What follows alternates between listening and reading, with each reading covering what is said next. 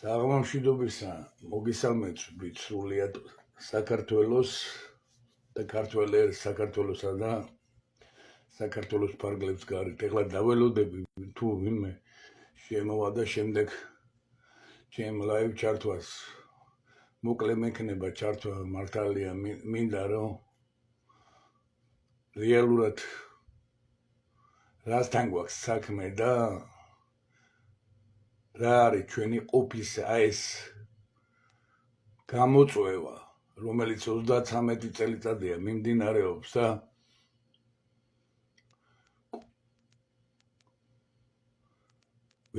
ვერ შეიგრძნო ქართველმა ერმა ის თუ რა არის საკეთებელი.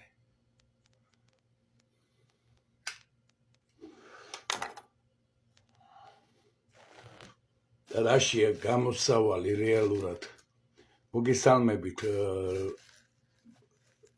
ვერ გხედავთ რომელი ხართ მაგრამ სალამი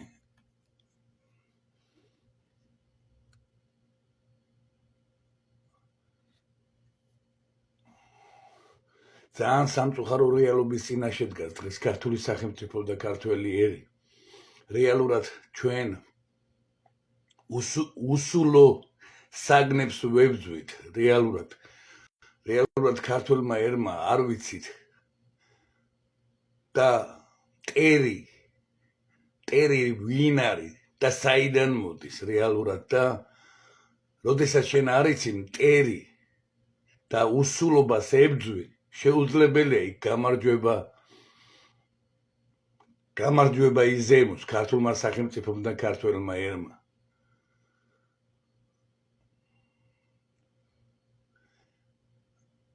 ჩვენ კარგად ვიცით რომ ხელა ძნელჟამობა უდგას ქართულ სახელმწიფოს მას შემდეგ რაც საქართველოში ეროვნული ხელისუფლება დაემხო და ეროვნული სახელმწიფოებრიობა დაემხო. შემდეგ პრეზიდენტ ზვიად გამსახურდიას მკვლელობა. ეს უდიდესი ისტორიული მოვლენა, უდიდესი ტკივილია ქართული სახელმწიფოებრიობისა. პრეზიდენტ ზვიად გამსახურდიას მკვლელობა, რადგან მასთან ერთად რეალურად მოკლეს ეროვნულ გამანთავისუფლებელი მოძრაობა, მოკლეს ქართული სახელმწიფოებრიობა. და დღესაც კი 33 წლის შემდეგ მიმდინარეობს ბატონი ზვიად გამსახურდიას მკვლელობა უკვე ზეცაში.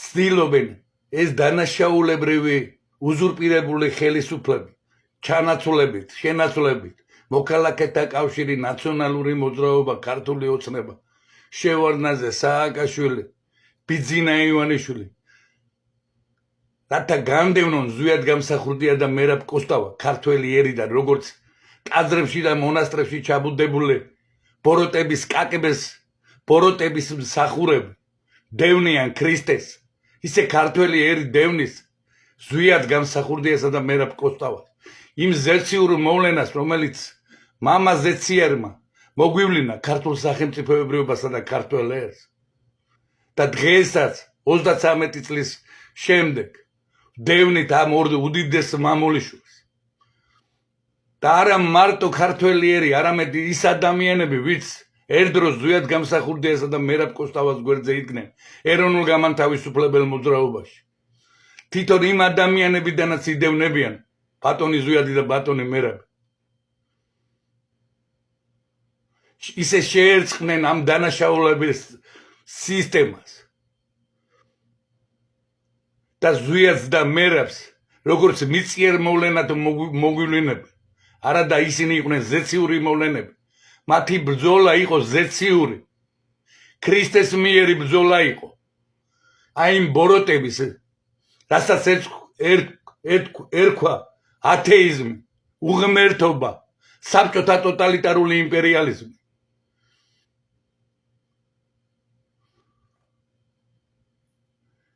შეუძლებელია ზვიად გამსახურდიასა და მერაბ კოსტავაზე ილაპარაკო მიწიერად, პოლიტიკოსებად. როდესაც ისინი ზეციური მოვლენა იყო. რეალურად ზვიად გამსახურდიასა და მერაბ კოსტავას მიერ იქნა ქართველი ერი შემოტრიალებული უღმერთობისაგან, ღმერთისაკენ, ქრისტესაკენ, ტაძრებისა და მონასტრებისაკენ, როდესაც 80-იანი წლების დამლევს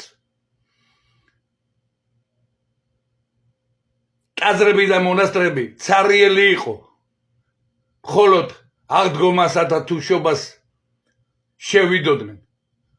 მაგრამ როდესაც ეროვნულ გამანთავისუფლებელი მოძრაობა, ეროვნულ სარწმუნოებრივი მოძრაობა, როგორც დიდი ზვიადი ეძახდა, ეროვნულ სარწმუნოებრივი მოძრაობა, თავისი არსით რელიგიური მოძრაობა, ქართველი ერი ღმერთისკენ შემოტრიალდა, ქრისტესკენ შემოტრიალდა. ეროვნული ხელისუფლება იყო, რომელმაც ეს უღმერთო საბჭოთა კომუნისტური პრაზნიკები, როგორც საქართველოში ეძახდნენ, პრაზნიკებს 7 ნოემბერს, 9 მაისს, 1 მაისს აკრძალა და რელიგიური დღესასწაულების შემოიღო დასვენების დღეებად ეროვნულმა ხელისუფლებამ, უზენაესმა საბჭომ, ეროვნულმა პარლამენტმა ზვიად გამსახურდიას მეოხობით. და არა ილია მეორემ და ეგრეთ წოდებულმა წმინდა სინოდმა, არამედ ეროვნულმა პარლამენტმა და ეროვნულმა ხელისუფლებამ, პრეზიდენტ ზვიად გამსახურდიას მეოხობით დაიწყო დამკვიდრება ქრისტიანული ერთიანი უძლეველი საქართველოს, რასაც აღუდგა წინ კრემლის ბოროტების იმპერია, ევროამერიკული იმპერიალიზმი, რადგან ქართული სახელმწიფო რეალურად სრული თავისუფლება და დამოუკიდებლობის სულით დაიწყო გეზი, დიდი საქართველოსი, დიდი დავით აღმაშენებელისა და თამარის, ფარნავაზის საქართველოსკენ. ამას შეუშალეს ხელი ზუსტად კრემლის და ევროამერიკული იმპერიალიზმის კოლაბორანტურმა ნეობოლშევიკებმა, წითელმა ინტელიგენციამ, ფსევდოეროვნულმა მოძრაობამ, რომლებიც ერთიანად აღდგნენ ქართული სახელმწიფოებრიობისა და ეროვნული ხელისუფლების წინააღმდეგ 1991-92 წლებში. და დღესაც ქართველ ერს ვერ გაურკვევია სად არის სიმართლე. სამოქალაქო ომი, რომელიც სამოქალაქო ომი, როდესაც 1991 წლის 21 დეკემბერს რუსეთის ფედერაციის პრეზიდენტმა ბორის ერცელმა გამოუცხადა საქართველოს ომი. იმიტომ რომ პრეზიდენტ ზვიად გამსახურდიამ ხელი არ მოაწერა დამოუკიდებელ სახელმწიფოთა თანამეგობრობას, ესენგეზე ხელი. და სამწუხაროდ ეგრეთ წოდებული ეროვნული ბლოგერები, ეგრეთ წოდებული ეროვნული მოძრაობის წარმომადგენლები დღეს ამაზე არ საუბრობენ, რომ ქართველი ერის უმრავლესობა გაიგოს რა არის სიმართლე, რაღაც გაუგება რაღაც იმეებს, რა ქვია, გაერთიანებებს ქმნიან პუჩისტებთან ერთად. როგორც პროდასავლური მხარე, ისე პროკრემლისტური მხარეზე. როგორ შეიძლება სადაც იდგება დევი ჭანკოტაძე, აკია ბარბაკაძე იქ იდგეს დამოუკიდებლობის აქტის ხელმომწერი ბიმურზა დადეშკელიანი და მრავალი სხვა უზენაესი საბჭოს დეპუტატი, ან ქართული ოცნების მხარეზე ბიძინა გიორგობიანი და სხვა ასე მრავალი უზენაესი საბჭოს დეპუტატები შეერწყნენ სისტემას, კვლელ სისტემას, რომელიც კლავს ქართულ სახელმწიფოსა და ჩადის კაცობრიობის წინაშე დანაშაულს, ქართველი ერის გენოციდს. ეს ჩვენი კატასტროფა დემოგრაფიული, ყველაფერი 1991-92 წლების გადატრიალების შედეგია. და დღეს, როდესაც თითეული ქართველი უნდა დადგეს იქ, რომ დანაშაულებრივმა რეჟიმმა ცნოს ეს სახელმწიფო დანაშაული და ის დამნაშავეები ყველა იყოს წარდგენილი სამსჯავროზე იმის მაგივრად კვლავ ისინი გუმართავენ და ქართველი ერი ხდება დანაშაულის თანამონაწილე ამ დანაშაულებრივი პოზიცია ოპოზიციის გვერდზე საკუთარი ნებით თვითონ ხდება დანაშაულის წევრი საკუთარივე ოჯახის საკუთარი ნათესავების საკუთარი მომავლის გენოციდისა თორე 1991 წლის 11 წელი ერთ-ერთი უძლიერესი წელი იყო შობადობით 132,000 ქართველი დაიბადა 1991 წელს ეროვნული ხელისუფლების პერიოდში ყველაზე მეტი 100 წლიან ისტორიაში საქართველოსა საბჭოთა კავშირშიც კი არიბადებოდა იმდენი რამდენიც დაიბადა თავისუფალ დამოუკიდებელ აღდგენილ საქართველოს რესპუბლიკაში 132,000 ზუსტად არ მახსოვს 132,000 თითქმის 133,000 ახალი სიცოცხლე მოევლინა ქართულ სახელმწიფოებრიობას და დღეს ფარისევლობის მეტი არაფერი არ მედის როგორც სარწმუნოებრივი ისე ეგრეთ წოდებული ეროვნული მოძრაობის მიერ გვერდსულიან ბატონის ზვიად გამსახურდიას იმ უდიდეს დანატოვარს ქართული სახელმწიფოებრიულ პრეამბულას სადაც ეროვნულ გამათავისუფლებელი მოძრაობა არის მართველი პარტია იურიდიული ხელისუფალი ქართული სახელმწიფოებრიობისა ხოლო ქართველი ერი უმაღლესი ძალაუფალი ქართული სახელმწიფოებრიობის მაგრამ ქართველი ერი უარყოფს თავის ძალაუფლებას ქართულ სახელმწიფოებრიობასა და მიანდო დამნაშავეებს საკუთარი თავის საკუთარი ბედის ანაბარად შევარდნაძეს სააკაშვილს ბიძინა ივანიშვილს და საკუთარი წმენა დაკარგა წმენა საკუთარი თავისა თორე რითი ჯობიან რომელიმე თითეულ ქართველს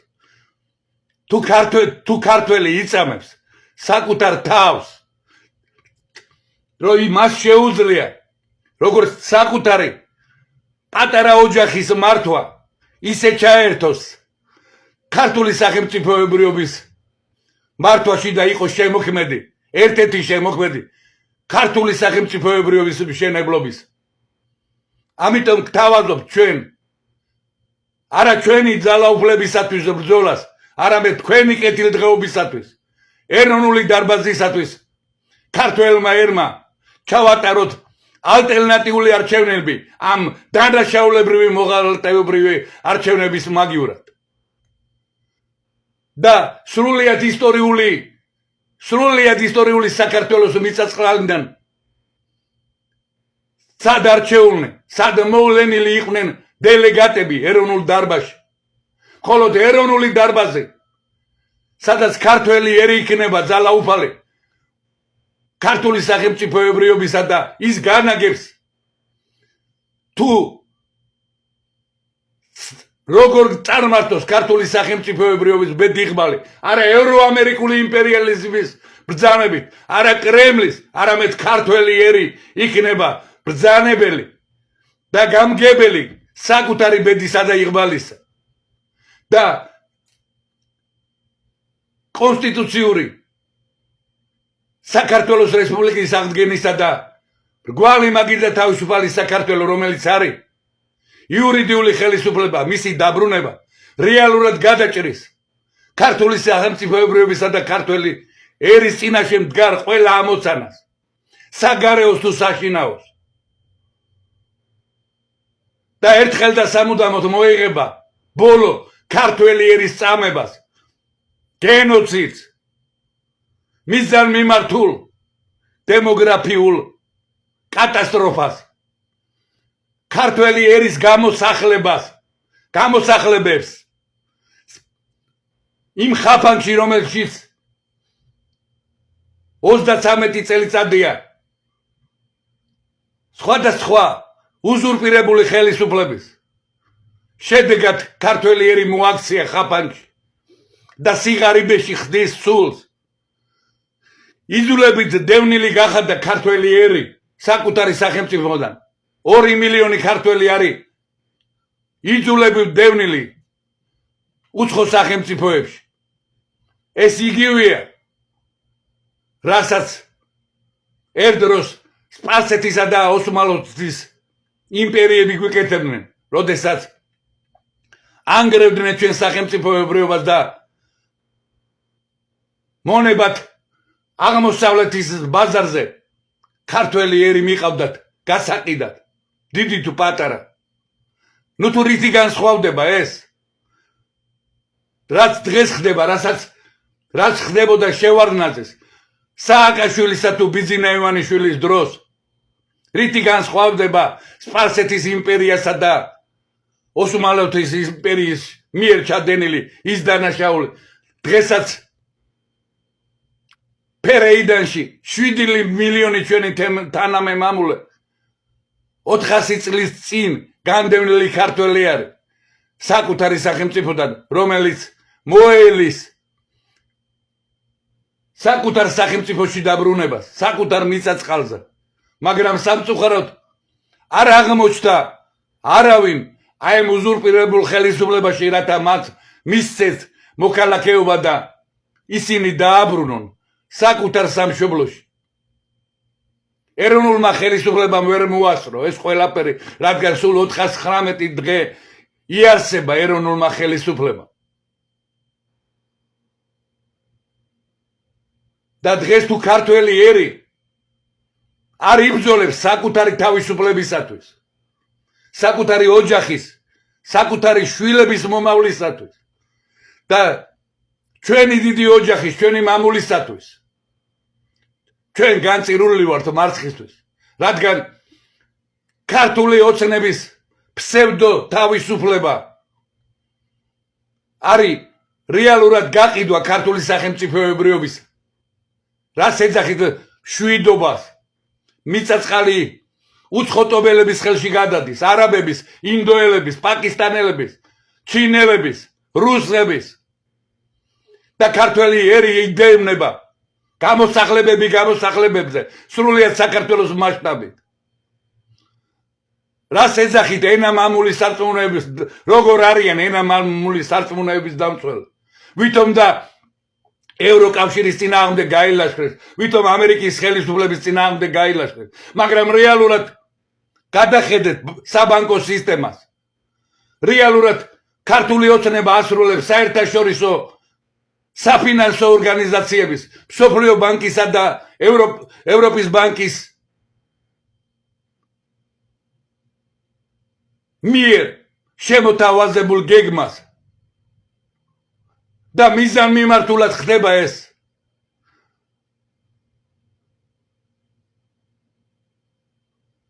ის სიტყვიერი ვითომ და ურთიერთ ქიშპი ევროკავშირის, ევროპარლამენტსა და ქართულ ოცნებას შორის, ეს არის სპექტაკლი. სპექტაკლი, რომელიც 30 წელია გვიდგავენ ქართულ სახელმწიფოში უცხო სახელმწიფოების სპეცსამსახურები და მათზე კოლაბორაციაში არსებული მოღალატეობრივი დანაშაულებრივი ოპოზიცია და უზურპირებული ხელისუფლება. თუ მათთან შერწყმული სატელიტური პარტიები, როგორც ლიბერალური, ეროვნული თუ კონსერვატორული. ამიტომ გავითავისოთ თითოეულმა ქართველმა. ჩვენი გადარჩენა არის ქართველი ერის უმაღლეს ძალაუფლად დაბრუნება და რგვალი მაგი და თავისუფალი საქართველო, ეროვნულ გამანთავისუფლებელი საქართველო, ქართული სახელმწიფოებრიობის კანონიერ ხელისუფლად, ხოლო სამართლებრივი სახელმწიფოს მშენებლობა შესაძლებელია ამ შემთხვევაში სამართლებრივი ინსტიტუციებით დეპოლიტიზირებული უშიშროების ძალოვანი სტრუქტურების და დეპოლიტიზირებული სამართლიანი სასამართლოთი რათა ქართველმა თითეულმა ქართველმა თუ საქართველოში მცხოვრებმა ეთნიკურად არა ქართველმა იპოვოს სამართალი სამართლიან სასამართლოში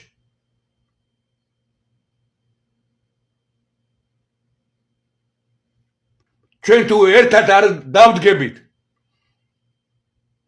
და არ ვიწამებთ ურთიერთისას მამას ზეციერისა ქრისტე ღმერთს კაცისას და ქრისტეში არ გავერთიანდებით ყველა ჭეშმარიტი მამულიშვილი რათა ერთხელ და სამუდამოდ ეს კოლაბორანტი მოღალატეობრივი დანაშაულებრივი და მათთან შერწყმული აი ეს პარტიები ჩამოვაშოროთ ქართული სახელმწიფოებრიობას რომლებიც უსაზღვროდ ყიდიან ქართულ სახელმწიფოებრიობას თქვენი ეროვნული ინტერესებს ქართველი ერისას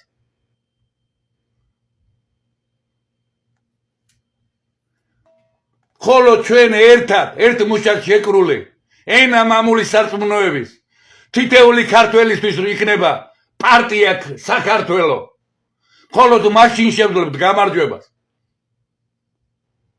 ჩვენი პარტნიორი ჩვენი მფარველი არა კრემლი არა ევროამერიკული იმპერიალიზმი არამედ ქრისტე ღმერთკაცია ხოლო ქრისტეს მფარველობის ქვეშ ერთ მუშტად შეკრული ქართველი ერი შევძლებთ სრულიად თავისუფალი დამოუკიდებელი საქართველოს დიდი საქართველოს ისტორიული საქართველოს მშენებლობა